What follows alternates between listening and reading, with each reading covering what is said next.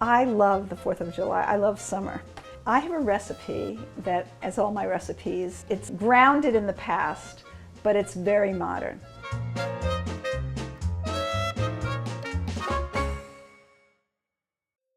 What I'm going to make today is a crumbly crisp with blueberries and raspberries. It's perfect for the 4th of July, and Jews in Germany and Austria and also Italy made this crust, and it's delicious.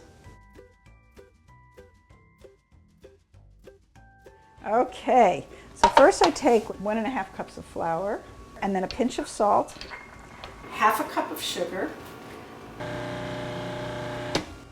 It's 4th of July just once, you know. I have everything in here except for the 2 egg yolks, and I'm going to pulse it till it gets crumbly. So we want it to be like meal. It's like pellets of dough. See, it's all combined. Then separate 2 eggs. Okay, this will make some really good meringue cookies. Putting in 2 yolks, okay, and then we're going to pulse it again to get the egg in. See how it's coming together? Okay, so then what I do, this is very buttery, extremely buttery. Pat it down slightly in some flour. You always need flour because you don't want it to stick. Then I just wrap it and refrigerate it. You can do this overnight or just a few hours.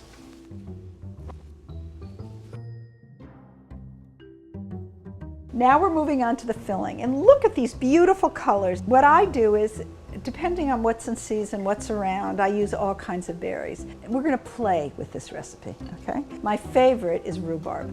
So this is about 3 cups, about 3 cups. So to put this, you want to mix them, right? Now I'm going to take the blueberries, and this is 2 cups. We're going to put in raspberries, blackberries, some strawberries.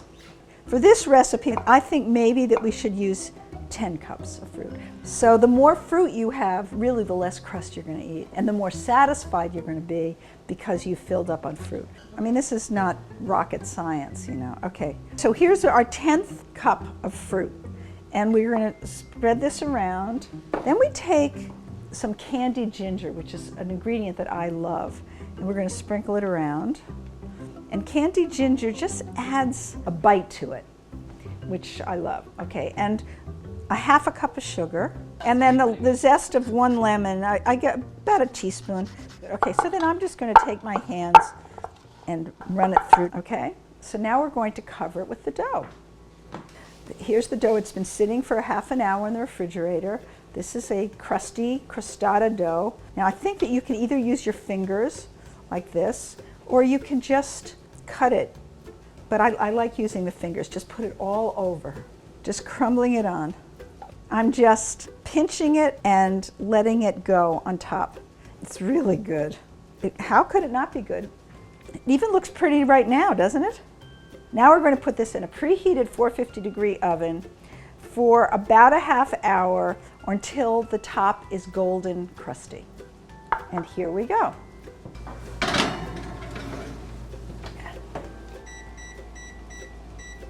There we go. Look at how beautiful this is.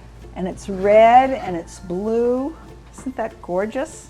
So I'm going to put this here.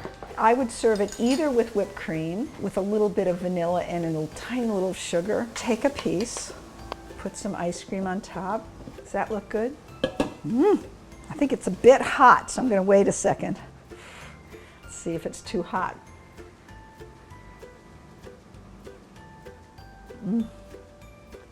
So good. Happy 4th of July.